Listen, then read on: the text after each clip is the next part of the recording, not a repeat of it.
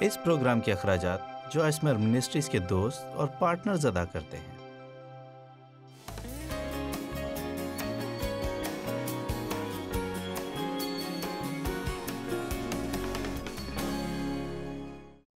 یہ کہنا بے وقوفی ہے کہ میرے پاس خدا کے لیے وقت نہیں، اور اگر ہمارے پاس اس کے لیے وقت نہیں ہے تو اس کا مطلب ہے کہ وہ ہماری زندگیوں میں اول درجہ نہیں رکھتا۔ کیا آپ نے کبھی اپنی زندگی میں خدا کی بے انتہا بھلائیوں کے بارے میں سوچا ہے؟ یا کیا آپ خدا کی دی ہوئی چھوٹی سے چھوٹی برکات کے لیے بھی شکر ادا کرنے کے لیے وقت نکالتے ہیں؟ جیسا کہ آپ بستر سے اٹھ کر باتھ روم جاتے ہیں اور آپ کے پاس گھر میں صاف اور ٹھنڈا یا گرم پانی آتا ہے، کیا اس بات کے لیے خدا کا شکر ادا کرتے ہیں کہ کوئی ہم سے پیار کرتا ہے یا ہمارے پاس کوئی ہے جس کے ساتھ ہم کھانا کھا سکتے ہیں؟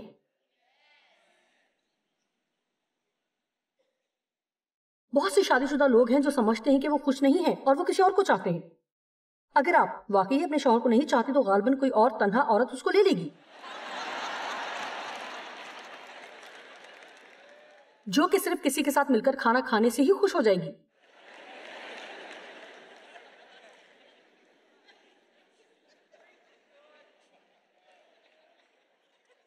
کیا آپ بغیر ہچکچاہٹ کے یہ کہہ سکتے ہیں کہ خدا آپ کی زندگی میں اول ہے؟ استثناء 6:4-6 سن اے اسرائیل، خداوند ہمارا خدا ایک ہی خداوند ہے۔ تو اپنے سارے دل اور اپنی ساری جان اور اپنی ساری طاقت سے خداوند اپنے خدا سے محبت رکھ، اور یہ باتیں جن کا حکم آج میں تجھے دیتا ہوں تیرے دل پر نقش رہیں، تیرے دل پر نقش رہیں۔ استثناء 5 کے ساتھ میرے آگے تو اور معبودوں کو نہ ماننا۔ اس لیے سنیے، ہم سب سے پہلے خداوند کو رکھنا چاہتے ہیں۔ اب دوسری اولین ترجیح جس کے بارے میں آپ سے بات کرنا چاہتی ہوں وہ خداوند کی مرضی معلوم کرنا ہے۔ میں آپ کو اس مہم کے لیے تیار کرنا چاہتی ہوں کہ اپنی مرضی میں خدا کی مرضی کے شدید طالب ہوں۔ میری مرضی نہیں بلکہ تیری مرضی پوری ہو۔ یہ ایک زبردست دعا ہے جو یسوع مسیح نے باغ گتسمنی میں کی۔ اس نے کیا کہا کہ اگر ممکن ہو تو یہ پیالہ مجھ سے ہٹا لے۔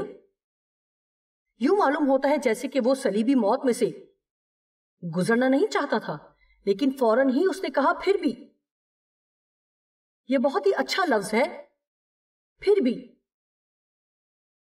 یہ اس 50 سالہ خاتون کے لیے جس کی ابھی تک شادی نہیں ہوئی کہ اے خداوند میں اصل میں شادی کرنا چاہتی ہوں، پھر بھی میں صرف تیرے ساتھ خوش ہوں۔ خداوند آپ کی مرضی پوری ہو۔ خداوند در حقیقت میں حقیقی طور پر اپنے کام کی جگہ پر ترقی چاہتی ہوں۔ مجھے لگتا ہے کہ میں نے بہت محنت کی ہے اور یہ میرا حق ہے، پھر بھی میں اس کے بغیر بھی خوش ہوں، اور جس کسی کو آپ یہ ترقی دیں گے مجھے اس کے لیے خوشی ہوگی۔ چلیں آج صبح ہم گہرے میں جا رہے ہیں، پھر بھی چلیں اپنی دعاؤں میں کچھ اور پھر بھی شامل کریں۔ خداوند جاننا چاہتا ہے کہ ہم کیا چاہتے ہیں، لیکن وہ یہ بھی جاننا چاہتا ہے کہ یہ ہماری خوشی کی بنیاد نہیں ہے۔ میں یہ سوچ بھی نہیں سکتی کہ میں خدا کے بغیر خوش رہ سکتی ہوں۔ متی 6:33 خدا کی بادشاہی اور اس کی راست بازی کی تلاش کریں۔ جی ہاں، دیکھیں آج ہم کتنے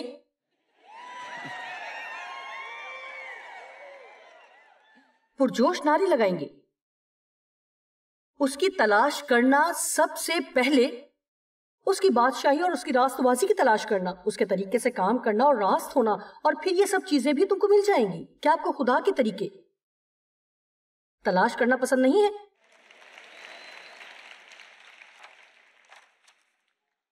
خدا کے راستوں کی تلاش کریں تو وہ باقی سب کچھ مہیا کرے گا۔ جی ہاں، خداوند کو خوش کرنے کے لیے زندگی گزاریں، ایسے فیصلے کریں جو خدا کو پسند ہیں۔ اپنے آپ کو خوش کرنے کے لیے زندہ نہ رہیں اور نہ ہی دوسرے لوگوں کو خوش کرنے کے لیے زندگی گزاریں۔ جیسا کہ پولوس نے بھی کہا کہ اس نے کچھ فیصلے لوگوں کو خوش کرنے کے لیے کیے تاکہ اسے ان کو یسوع تک لانے کا موقع ملے، لیکن وہ یہاں خوشامدی ہونے کی بات نہیں کر رہا۔ آپ میں سے کچھ لوگوں نے اپنے آپ کو دوسروں کے خواہشات اور ہوس کے تابع کر دیا ہے، اور اب حقیقی طور پر آپ خرابی کا شکار ہیں۔ کیونکہ اب آپ کو وہ تمام کام کرنے پڑ رہے ہیں جن کے بارے میں آپ محسوس کرتے ہیں کہ یہ آپ کی زندگی کے لیے خدا کی مرضی نہیں ہے. ایسا لگتا ہے کہ انہیں یہاں ہونے کی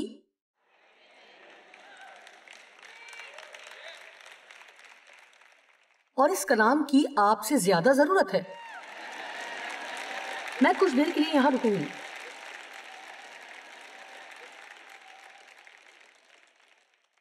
اب آپ مشکل میں پھنس گئے ہیں. اچھا، اگر آپ کو اس صورتحال کا سامنا کرنا پڑے تو آپ کیا کریں گے؟ ہو سکتا ہے کہ آپ اس شخص کو کھو بیٹھیں، لیکن ایک بات یقینی ہے کہ ایک غلطی کر کے اس دلدل میں پھنس گئے ہیں، لیکن آپ اس میں پڑے ہی نہیں رہ سکتے. یہاں تو آپ کی ساری زندگی تباہ ہو جائے گی، کیونکہ آپ نے لوگوں کو اپنی زندگی استعمال کرنے کی اجازت دے رکھی ہے.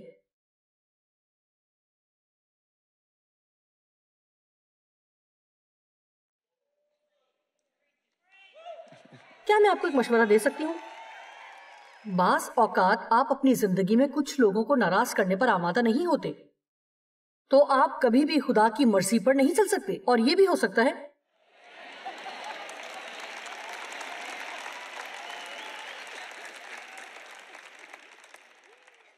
کہ مجھے کسی اور کو یہ تک کہنے کی ضرورت پڑے کہ میں آپ کو نہیں جانتی. ہم بہت سے فیصلے اس لیے کرتے ہیں کہ ہم لوگوں کو ناراض نہیں کرنا چاہتے، اور مسئلہ یہ ہے کہ اگر وہ اس لیے آپ سے ناراض ہوتے ہیں کہ آپ نے ان کی مرضی کے مطابق فیصلہ نہیں کیا، تو غالباً اس کا مطلب ہے کہ انہیں آپ کی کوئی پرواہ ہی نہیں. غالباً حقیقت یہی ہے. پچھلے 5 دنوں میں مجھے 3 درخواستوں کو نہ کہنا پڑا. ان میں سے 2 درخواستیں میرے قریبی دوستوں کی طرف سے تھیں. اور یہ آسان نہیں ہے، لیکن میں بہت عرصے تک اس پھندے میں پھنسی رہی. کیا آپ میرے ساتھ مہربانی کر سکتے ہیں؟ جی پھر جسمانی طور پر میں نے اپنے آپ کو تقریباً ختم ہی کر لیا تھا، جبکہ ابھی بھی مجھے اپنی خدمت کی دیکھ بھال کرنے کی ضرورت تھی، کیونکہ یہ میری اہم ذمہ داری تھی. کیونکہ اگر آپ نہ کہنا نہیں سیکھتے تو آپ خدا کی مرضی کے مطابق نہیں چل سکتے.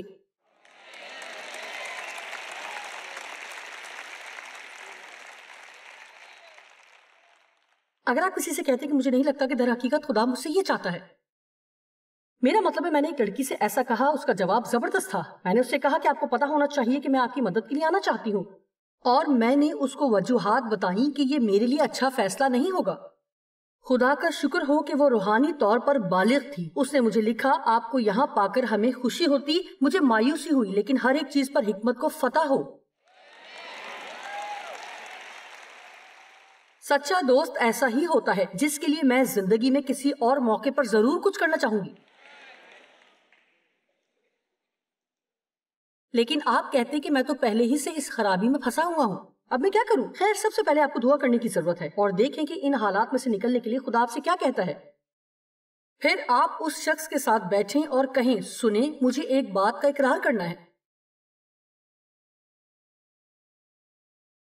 کہ مجھے کچھ مشکل ہے اور میں عدم تحفظ کا شکار ہوں، اور چونکہ میں آپ کے ساتھ اچھے تعلقات رکھنا چاہتی ہوں، اس لیے میں نے بہت کچھ ایسا کیا جو آپ مجھ سے چاہتے تھے، حالانکہ مجھے لگتا تھا کہ وہ سب کرنا ٹھیک نہیں. اب اس حوالے سے خدا مجھ پر کام کر رہا ہے اور مجھے تبدیلی لانے کی ضرورت ہے. آپ جانتے ہیں کہ کسی بھی چیز کو درست کرنے کے لیے آپ کو صرف سچائی سے بات کرنی ہے. ضروری نہیں کہ وہ اسے پسند کریں. اگر وہ ایماندار نہیں تو وہ اس بات کو نہیں سمجھیں گے. آپ نے اپنے آپ کو لوگوں کے اشاروں پر چلنے اور ان کے اختیار سے چھٹکارا دلانا ہے. ہمیں کسی بھی اور کے نہیں بلکہ صرف روح القدس کی قیادت، رہنمائی اور اختیار میں رہنا ہے.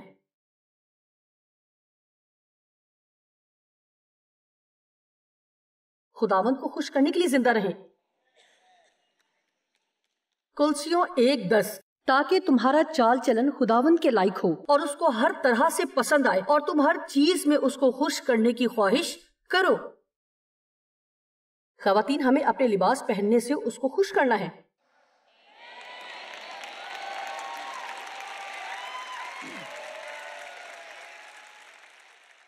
کام پہ جاتے ہوئے آپ کو کسی کے لیے آزمائش بننے کی ضرورت نہیں،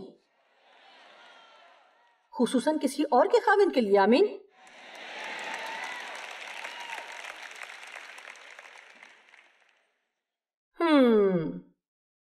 یہاں میں کسی گڑھے میں گر سکتی ہوں لیکن مجھے بہت کچھ کرنا ہے.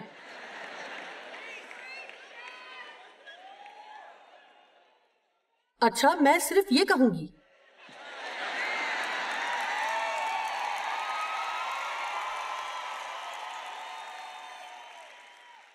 انتہائی مختصر لباس میں فیس بک پر ہمیں آپ کی تصویروں کی ضرورت نہیں. شکریہ.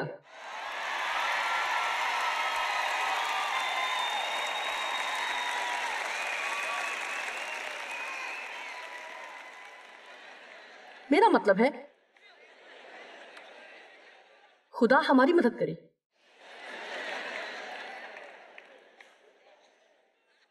اگر آپ کو ایسا ہی لباس پہننا ہے تو اپنے گھر کے پچھواڑے ایک بڑی سی باڑ کے پیچھے چھپ کر رہیں.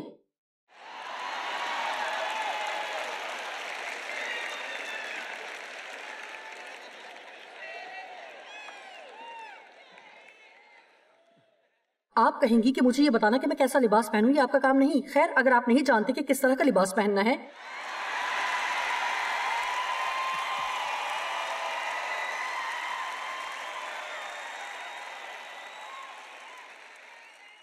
کسی کو تو آپ کو بتانا پڑے گا. لہٰذا مجھے بتانے دیجئے. اگر میرا لباس بہت زیادہ ایسا یا ویسا ہوتا ہے تو ڈیو مجھے بتاتے ہیں.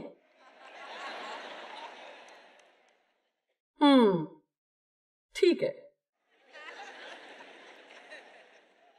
کلسیوں 3 کی 4 بیان کرتی ہے کہ وہ ہماری زندگی ہے. واہ یہ مجھے بہت پسند ہے. ٹھیک ہے اب میں یہاں آپ کو اور کیا بتانا چاہتی ہوں. آپ جانتے ہیں کہ بائبل میں بہت سی چیزوں کے بارے میں ذکر ہے کہ اگر ہم پہلے وہ کریں گے تو پھر خدا ہمارے لیے کچھ کرے گا. یہ سب ایک طرح سے بونے اور کاٹنے کے اصول سے ملتے جلتے ہیں. جب تک آپ بیج نہیں بوتے اس وقت تک فصل حاصل نہیں کر سکتے. کسی بھی کسان نے اگر بیج نہیں بویا اور اب فصل نہیں ہوگی تو اس بات کے لیے وہ پریشان نہیں ہوگا.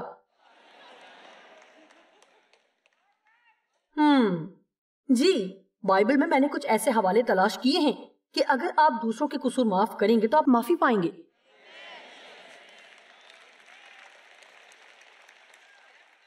جی یہ اچھی بات ہے.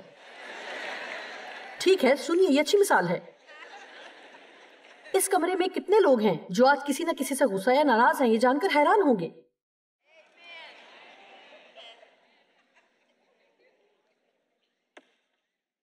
اور آپ سمجھتے ہیں کہ آپ اپنے غصے میں بے گناہ ہیں.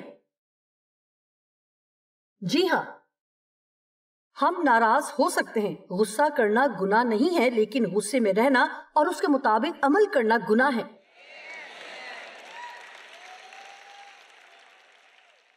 یہ مخصوص مسئلہ ہے جو مجموعی طور پر ہماری کلیسیاؤں کو اس قوت سے محروم کر رہا ہے جو مسیح کا بدن ہونے کے طور پر کلیسیاؤں میں ہونی چاہیے کسی بھی اور چیز سے زیادہ.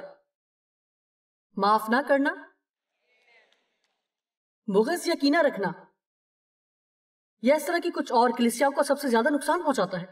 بائبل کہتی ہے کہ ہم اپنے دشمنوں کے لیے دعا کریں اور ان کو برکت دیں. جب وہ آپ کے ارد گرد ہوں تو ان کے لیے بہت اچھے جذبات رکھنے ہیں. محبت کوئی احساس نہیں ہے، یہ ایک فیصلہ ہے جو ہمیں کرنا ہے کہ ہم لوگوں کے ساتھ کس طرح سے سلوک کریں اور ان کے بارے میں کس طرح بات کریں.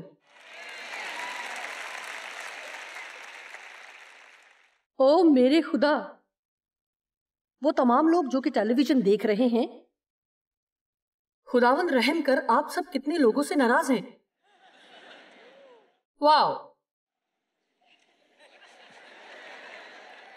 تم تو بس مجھے یہ بتانے دے کہ کسی سے خفا ہونا اس شخص کو نہیں بلکہ آپ کو تبدیل کرے گا. غصہ ان کو تبدیل نہیں کرے گا، یہ آپ میں تبدیلی لائے گا. یہ آپ کی زندگی برباد کر دے گا، یہ آپ کی زندگی کو زہر آلودہ کر دے گا. خیر میں خدا کا شکر کرتی ہوں کہ میں اپنی زندگی میں ان کو اس حد تک مداخلت نہیں کرنے دوں گی. خدا کہتا ہے کہ اگر آپ اس طریقے سے کام کریں گے تو وہ خود آپ کی حمایت کرنے والا ہوگا. تو کیا آپ اپنا انصاف چاہتے ہیں یا کہ خدا کا؟ ہم کل رات کے پیغام پر واپس جاتے ہیں. ہم اپنے جذبات کو دیکھتے ہیں. مجھے لگتا ہے مجھے ایسا محسوس ہوتا ہے. خیر دعا اور خدا کے ساتھ چلتے ہوئے آپ ان احساسات پر قابو پا سکتے ہیں. آپ جذبات سے بڑھ کر ہیں. اگر آپ کچھ محسوس کرتے ہیں تو اس کا یہ مطلب نہیں کہ آپ کو اسی طرح کا ہونا ہے. مرکز کا 11واں باب۔ اس لیے میں تم سے کہتا ہوں کہ جو کچھ تم دعا میں مانگتے ہو، یہاں ہم دعا کی قوت کے بارے میں بات کر رہے ہیں۔ ایمان رکھو، بھروسہ رکھو کہ تم نے پا لیا ہے تو تم اسے پاؤ گے۔ 25ویں آیت، جب تم دعا کے لیے کھڑے ہوتے ہو، اگر تمہیں کسی سے کچھ شکایت ہو تو، او میرے خدا، اگر کسی کے خلاف کوئی شکایت ہو تو، اگر کسی کے خلاف کوئی بغض رکھتے ہو، کچھ بھی چھوٹی یا بڑی چیز جس کے لیے آپ سمجھتے ہیں کہ آپ صحیح ثابت کر سکتے ہیں، بے گناہ ہو، آپ کسی کے خلاف کچھ دعویٰ رکھتے ہو تو اس کو معاف کرو، یعنی چھوڑو اور جانے دو۔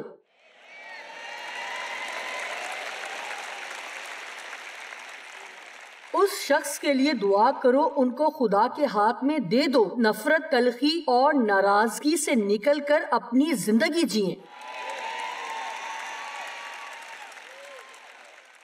ٹھیک ہے، سنیے، تاکہ تمہارا باپ بھی تمہارے قصور معاف کرے، تمہاری خطاؤں کو معاف کرے۔ آپ جانتے ہیں کہ لاکھوں لوگ خداوند کی سکھائی ہوئی دعا مانگتے ہیں، جبکہ وہ اس کے مطلب سے بالکل بھی واقف نہیں ہے کہ کیا دعا مانگتے ہیں۔ اے باپ، جس طرح ہم اپنے خلاف گناہ کرنے والوں کو معاف کرتے ہیں، تو بھی ہمارے قصور معاف کر۔ کیا ہم واقعی خدا سے چاہتے کہ وہ ہمارے قصور معاف کرے جیسے ہم دوسروں کو معاف کرتے ہیں؟ او عزیزو، آج ہم نے اچھا وقت گزارا۔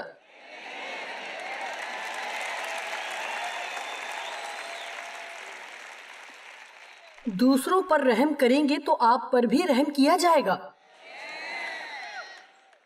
میرے خدایا، جب آپ اچھا بیج بوتے ہیں تو آپ صرف خدا ہی سے اس کا پھل نہیں پاتے، بلکہ آپ کو لوگوں کی طرف سے بھی اس کا اجر ملتا ہے۔ مجھے اس بات کا یقین ہے کیونکہ اگر ہم خدا سے محبت رکھتے ہیں، ہم لوگوں پر رحم کرنا پسند کرتے ہیں، اور رحم ہمیشہ ایسے لوگوں کے لیے ہی ہے جو اس کے مستحق نہیں ہوتے۔ یہی رحم ہے۔ رحم وہ مہربانی ہے جو مناسب حد سے زیادہ ہے۔ تو اگر آپ کسی ایسے شخص کی تلاش میں جو رحم کا مستحق ہے، تو رحم کے بارے میں آپ ایک غلط تصور رکھتے ہیں۔ رحم اس شخص پر کیا جاتا ہے جس نے کچھ ایسا کیا ہو جو کہ صحیح نہیں ہے، اور آپ اس پر رحم کرنے کا فیصلہ کرتے ہیں۔ ہو سکتا ہے کہ آپ ان کے لیے سب سے بہترین کا یقین کرتے ہیں، جو کچھ انہوں نے کیا اسے چھوڑ دیں اور جانے دیں۔ کتنی بار آپ نے اپنے خاوند کو بتایا کہ انہوں نے پھر سے اپنے موزے فرش پر ہی چھوڑ دیے ہیں؟ ان کے لیے رحم دل ہوتے ہوئے آپ ان موزوں کو اٹھا سکتی تھی، اور پھر دیکھیں کہ خدا آپ کے لیے کیا کچھ کرتا ہے۔ چلیں آگے بڑھتے ہیں۔ میں یہاں بہت ہی ذاتی نہیں ہونا چاہتی۔ خدا نے ان چیزوں کے بارے میں میرے ساتھ اس حد تک کام کیا ہے۔ جوائس، کیا یہ ضروری ہے کہ آپ بار بار اس بات کا ذکر کریں؟ اگر ہم کسی کو معاف کرتے ہیں تو ہم اس کو بتانا چاہتے ہیں کہ ہم نے انہیں معاف کر دیا ہے۔ کیا آپ یہی ہیں؟ ہم نہیں چاہتے کہ کوئی یہ سوچے کہ انہیں صرف اس پر گزارا کرنا ہے۔ اگر میں مہربان ہوں گی تو چاہوں گی کہ آپ کو اس کے بارے میں علم ہو اور آپ میرے رحم کی تعریف کریں۔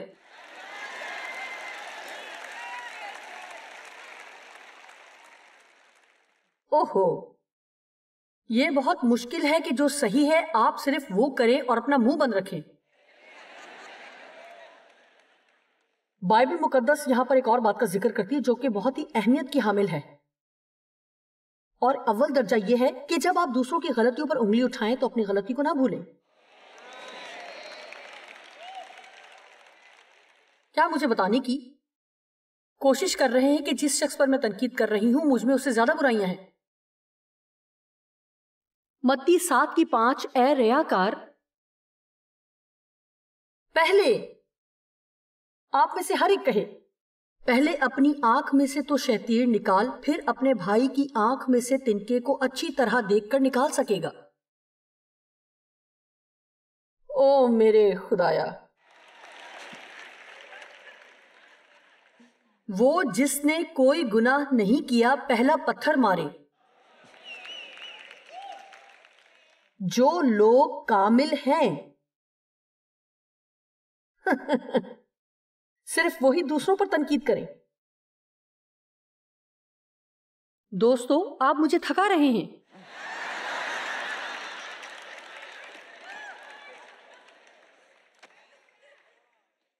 پہلے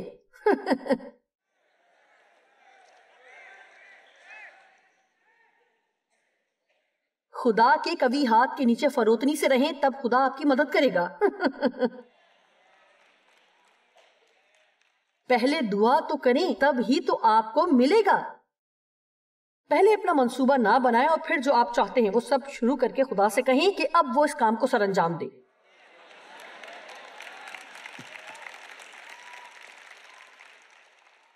نہیں، پہلے ہمیں دعا کرنی ہے اپنے ہر کام کے لیے. خداوند پر توکل کرنا ہے، تب وہ ہماری رہنمائی کرے گا، ہمیں راستہ دکھائے گا. پہلے دیں تب آپ کو ملے گا. اچھائی کے لیے آپ کی تالیاں کہاں ہیں؟ آپ کو پریشان ہونے کی ضرورت نہیں، ہم نے ہدیہ پہلے ہی لے لیا ہے. بائبل کہتی ہے دیا کرو تمہیں بھی دیا جائے گا. اچھا پیمانہ داب داب کر اور ہلا ہلا کر اور لبریز کر کے تمہارے پلے میں ڈالیں گے، کیونکہ جس پیمانے سے تم ناپتے ہو اسی سے تمہارے لیے ناپا جائے گا. جس طرح تم دوسروں سے سلوک کرتے ہو تمہارے ساتھ بھی ویسا ہی کیا جائے گا. ایک دفعہ پھر پہلی ترجیح ملاکی 3:10 پوری دائیں کی ذخیرہ خانہ میں لاؤ.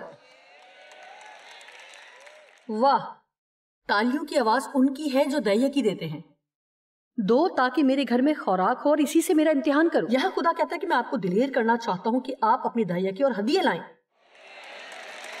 اور دیکھیں میں آپ کے لیے کیا کرتا ہوں. آپ کہتے ہیں رکیے، دائیں کی تو پرانے عہد نامے کی شریعت میں ہے. ساتھیوں میرے پاس آپ کے لیے ایک اچھا جواب ہے. کیا آپ میرا جواب سننا چاہتے ہیں؟ اگر یہ پرانے عہد نامے میں شریعت کے تابع تھا تو وہ 10% دے رہے تھے، تو فضل کے وقت ہمیں کتنا دینا چاہیے؟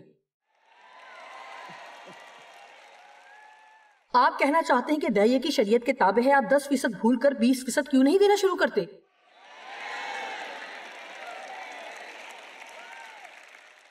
سانس لیں، صرف 5 منٹ اور ہیں.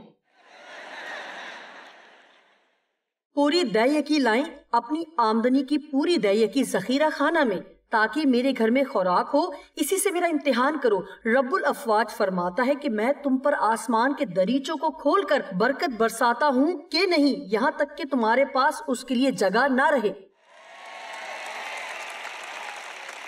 اور سنیں، میں تمہاری خاطر ٹڈی کو ڈانٹوں گا. اور سنیں، میں تمہاری خاطر ٹڈی کو ڈانٹوں گا.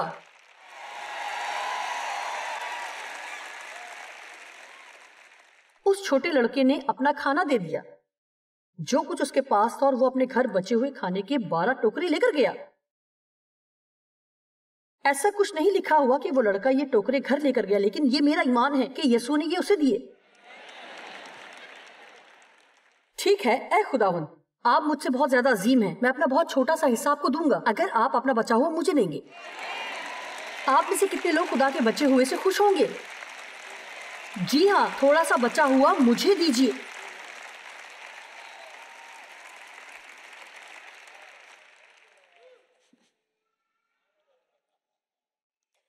پہلے فرما برداری کیجیے اور پھر اپنی زندگی میں دھچکا دینے والی بنیادی برکات کا تجربہ کیجیے. کیا آپ نے سنا؟ پہلے فرما برداری کیجیے اور پھر دھچکا دینے والی برکات کا تجربہ کیجیے. پہلے ایمان رکھیں گے اور پھر آپ حاصل کریں گے.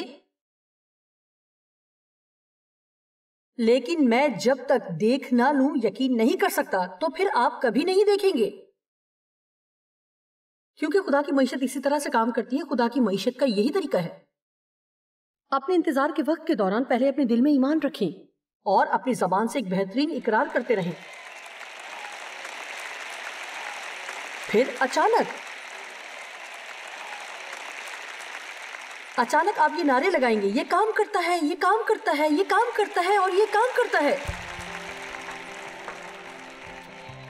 آئیں یاد رکھیں کہ ہمیں روح القدس کی قیادت اور رہنمائی اور اختیار میں رہنا ہے، اور آج ہم سب کے لیے میری یہ دعا ہے کہ جب ہم اسے تلاش کریں تو وہ ہماری مدد کرے کہ ہم اپنے ہر ایک کام میں اس کو اول درجہ دیں۔